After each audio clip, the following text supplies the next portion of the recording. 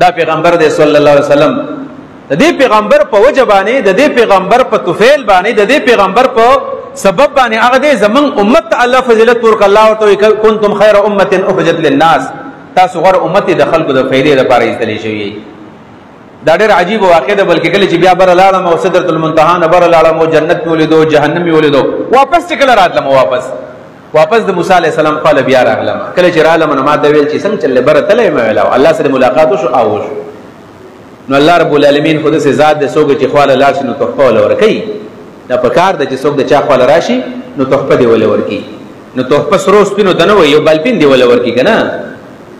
یو کتاب دی ول ورکی خو تحفه دی ول ورکی د تحفه ډېر وی فضیلت ډېر وی برکات دي سره مینه زیاتېږي محبت زیاتېږي نو رسول الله صلی الله علیه وسلم د موسی علیه السلام چې الله تعالی تحفه درکړل او تحفه لرا کړلی یوانو ډېر تحفه لرا کړلی کمی تحفه دي نو پاغه تحفه کې یو تحفه دادا چې رسول الله صلی الله علیه وسلم فرمایي چې الله رب العالمین زما امتیانو ته غټ ګناهونه معاف کړل الله رب العالمین ما ته ویلو چې تاسو امتیان کوم غټ ګناهونه کوي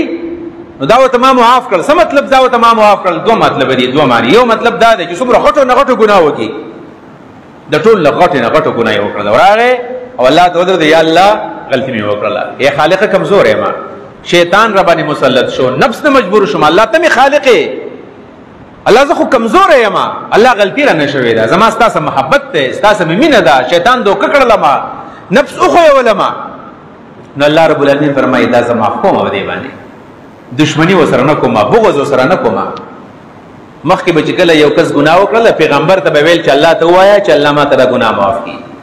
اوس د رسول الله امتی چې په مسله باندې الله ته ودرېږي وی الله تعالی ما ته ګناه معاف کړي الله دې ست معاف کړي دا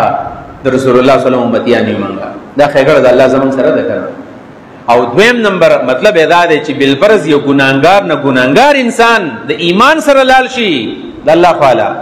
ایمان اشتره د الله تعالی لاړو ګناهونه کړی دي غټ ګناهونه کړی دي د توبې توفیق ته نه ملاو شوی د الله تعالی لاړو د قران کریم کې الله فرمایي یغفر لمن یشاء و يعذب من یشاء وسم د الله خو خدا ان دا ضروری نه ده چې اوسړی ګناګار د نو خامخه به جهنم دزي دا ضروری نه ده چې سودخور به خامخه جهنم دزي زناکار به خامخه جهنم دزي غل به خامخه جهنم دزي یغفر لمن یشاء و يعذب من یشاء د الله خو خدا شاید چې الله تعالی سره د ګنا نه تاسو جنت ته بوزي نور موږ څه غواړو د الله رب العالمین دې پیغمبر زما او سس دومره احسانات دي اوس دې پیغمبر ته څوک کنزل کیدا به څوک څنګه برداشت ینه دې پیغمبر خو د ټول کائنات سره او د ټول مخلوق سره د ټول انسانیت سره دومره زیاتې خېګړې دي په دې وجبانه حضرت عائشه صدیقہ رضی الله عنها د نبی علیہ الصلوۃ والسلام په مدح کې اوسو اشعار ویلي دي ډېر عجیب اشعار دی وایي غوي لنا شمس وللافاق شمس لنا شمس وللآفاق شمس وشمسی خیر من شمس السماء وی زمن په کور کې انور ده ځان لنور ده زمن د کور زمن په کور کې راکېږي د ټول کائنات ځان له یو نور ده لنا شمس وللآفاق شمس وشمسی خیر من شمس السماء زما د انور دا د کائنات د انور نډیر زیات خسته ده نبی علیہ السلام یاد دی بیا دلیل وی زکا فإن الشمس تطلع بعد فجر وشمسی طالع بعد العشاء زکا د کائنات د انور سبا رڼا راختلی نو دارا وخیږي کله چې نور راخیږي نو سپین رڼای داغه نه پس نور راخیږي رڼا لګیدلی تیرې نه ختمي پرانا کې ورست نور راخیږي او رسول الله صلی الله علیه وسلم مبارک فرمایي چې شمسی طالع بعد العشاء زمان ور د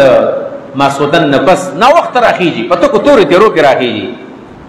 یعنی نبی علیہ الصلوۃ والسلام یو خدا مطلب دی چې نبی علیہ السلام زما کمرې ته ماسوتن راځي دویم مقصد دا دی چې رسول الله د رسول الله داسې پیغمبر دی چې دا تعلیمات پته کتور تیار کې خلق لرنا ور کوي ظلم په دې ظلمتونو کې او دارنګي په تعصباتو کې او په حسدونو کې او په زیاتو کې او په تکلیفونو کې او په جهالتونو کې د نبی علیہ الصلوۃ والسلام دا ژوند او د نبی علیہ الصلوۃ والسلام دا راتل دا الله تعالی طرف نه سره پر رحمت دی जगह शायर हुई चुकी मोहम्मद से वफातूं तो हम तेरे हैं ये जहाँ चीज है कि अल्लाह कलम दे रहे हैं कि नबी अलैहिस्सलाम से वफा वकरला उधर टोल हर सब यास्तारी